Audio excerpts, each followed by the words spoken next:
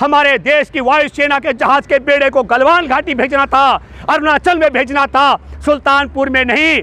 हमारे देश के गेल, बेल और सेल तमाम सरकारी संस्थानों को बेचने का व्यापार ये दलाल है। सरकार कम और ये कंपनियों के दलाल अधिक है।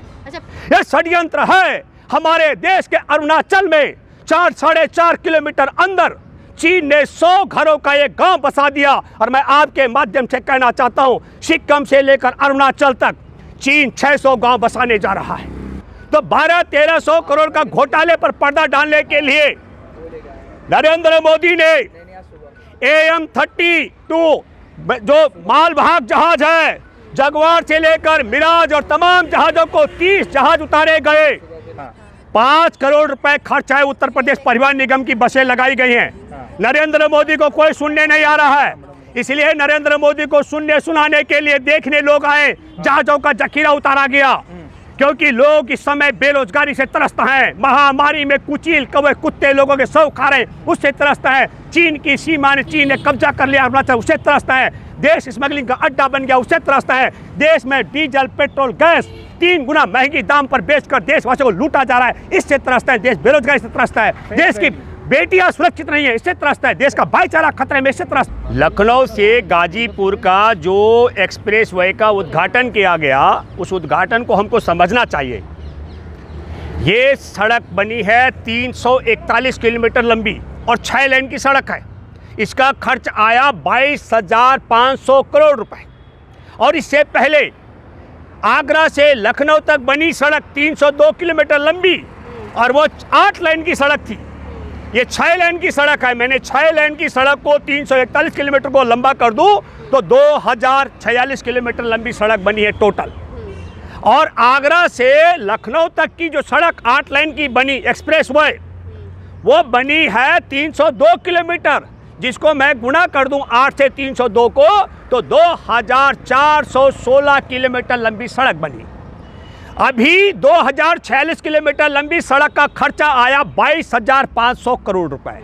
और पहले जो 2416 किलोमीटर लंबी सड़क बनी, उसका खर्चा आया 13,200 करोड़ रुपए। अभी जो सड़क बनी है ये 370 किलोमीटर कम बनी है। जो पहले अखिलेश ने बनाई 2416 किलोमीटर और ये 2046 किलोमीटर, तो 370 किलोमीटर सड़क छोटी बनी, कम बनी और इसका खर्चा 9,300 करोड़ रुपए अधिक आया। एक तो उत्तर प्रदेश की जनता और देश की जनता का ध्यान 9,300 किलोमीटर के घोटाले पर न जाए। 9,300 किलोमीटर का घोटाला और 370 किलोमीटर कम सड़क बना डाला। वो अगर मैं जोड़ दूं तो यह घोटाला शायद मेरे ख्याल से लगभग 1200-1300 करोड़ का बैठता है। तो 1200-1300 करोड़ का घोटाले पर पर्दा डालने के लिए नरेंद्र मोदी ने AM-32 जो मालवाहक जहाज है, जगुआर से लेकर मिराज और तमाम जहाजों को 30 जहाज उतारे गए। एयर शो था क्या वहां पर?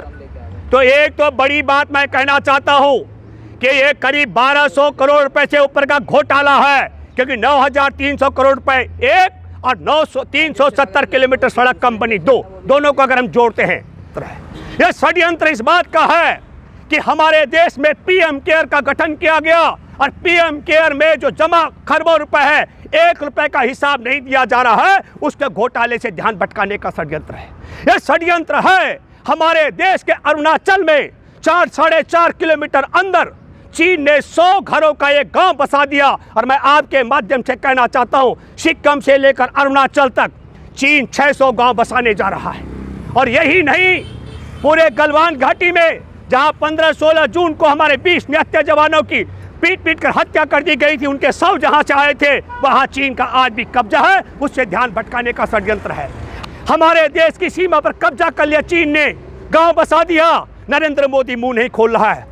तो क्या सुल्तानपुर में जहाजों का बेड़ा उतारने से अरुणाचल में चीन का कब्जा आया गांव, क्या वह खाली हो सकता है? क्या ये कभी होने वाला नहीं है। इसलिए मैं आपसे कहना चाहता हूं, चीन को हटाने के लिए, अरुणाचल खाली कराने के लिए, गलवान को खाली कराने के लिए हमारे देश की वायुसेना के जहाज के बेड़े को गलवान घाटी भेजना था, अरुणाचल में भेजना था, सुल्तानपुर में नहीं। लेकिन मैं एक बात कहना चाहता हूं, आप सबको मालूम है सुल्तानपुरी वो धरती है जब राम रावण युद्ध में लक्ष्मण घायल हो गए थे और संजीवनी बूटी लेकर जा रहे थे हनुमान, तो एक राक्षस ने साधु का भेष धर के, कालनेनी उसको बोलते हैं, उसने हनुमान का रास्ता रोकने का प्रयास किया जिसका हनुमान ने वध किया था।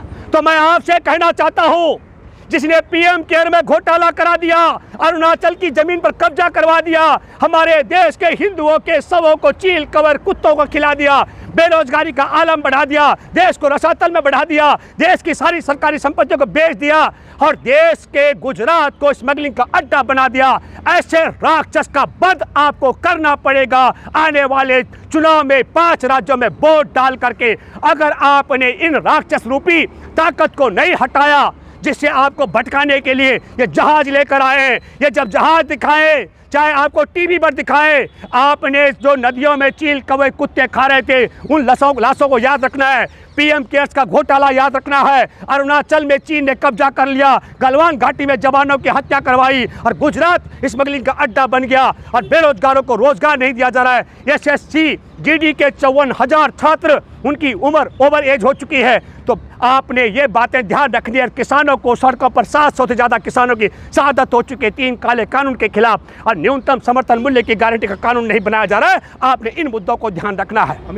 हमारे देश के अंदर सब जानते हैं कि जब भगवान राम को वनवास हुआ था, लक्ष्मण साथ गया था। इस नालायक ने बोला कि भरत गया था, इसलिए भरत बताया। आपको समझना चाहिए, आप जिसकी बात कर रहे हैं, अरे भाई ये तो आवागमन का साधन व्यापार का होता है, लेकिन अमित शाह बताए कौन सा व्यापार बढ़ाएगा। मुद्रा पोर्ट में, अदानी के मुद्रा पोर्ट में 3000 किलो हेरोइन पकड़ी गई, 2 खरब 10 अरब रुपए की। गुजरात के अंदर 2400 करोड़ रुपए की हेरोइन पकड़ी गई। जो नहीं पकड़ी गई वो कितनी होगी? तो क्या ये अमित शाह बताए कि हेरोइन का कारोबार जो गुजरात से चल रहा है उसको उत्तर प्रदेश के गांव-गांव पहुंचाएंगे क्या? कौन सा व्यापार? व्यापार बताना चाहिए। एक मिनट सुनिए, ये व्यापार है। हमारे देश के बैंकों को बेचने का व्यापार, रेलवे को बेचने का व्यापार, सड़कों को बेचने का व्यापार, जंगल को बेचने का व्यापार, खनिज संपदा को बेचने का व्यापार, हमारे देश के गेल, बेल और सेल तमाम सरकारी संस्थानों को बेचने का व्यापार। ये दलाल है, सरकार कम और ये कंपनियों के दलाल अधिक है। हमारे देश का राष्ट्रीय सुरक्षा सलाहकार अजीत डोभाल का भाई बेटा पाकिस्तानी जो व्यापारी है सैयद अली अब्बास, उसका पार्टनर है, और सैयद अली अब्बास पाकिस्तान में आतंकवादियों का फाइनेंसर है। तो पाकिस्तानियों का, आतंकियों का फाइनेंसर के साथ इनकी पार्टनरशिप, कश्मीर में आतंकवाद फैलाने में इनकी पार्टनरशिप, तालिबान से हेरोइन मंगाने में इनकी पार्टनरशिप, भारत की जेल में बंद आतंकियों को तालिबान पहुंचाने में इनकी पार्टनरशिप, और एक्सप्रेस हाईवे में 370 किलोमीटर कम सड़क बनाकर 9300 करोड़ रुपए का घोटाला करने में भी इनकी पार्टनरशिप। हमारे देश में शिक्षा और स्वास्थ्य की बात अगर हम करें, स्वास्थ्य के मामले में चील कवर कुत्तों को उत्तर प्रदेश के कोरोना में महामारी में जान गंवाने वालों की लाशों को खिलाने में और उनके कफन चोरी कराने में इनका षड्यंत्र। तो योगी की कार कहाँ गई?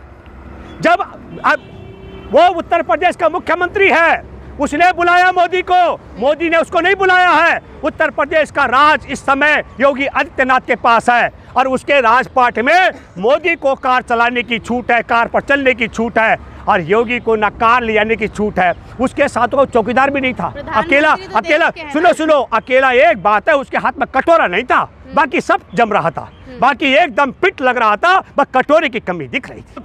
योगी के इशारे पर अवैध काम कर रहे हैं, उन सबों को जेल जाना होगा। और इस घोटाले में 9300 करोड़ और प्लस 300 करोड़ 1200 करोड़ के घोटाले में योगी सहित नरेंद्र मोदी को भी जेल जाना पड़ेगा, यह मैं दावे से कह रहा हूँ।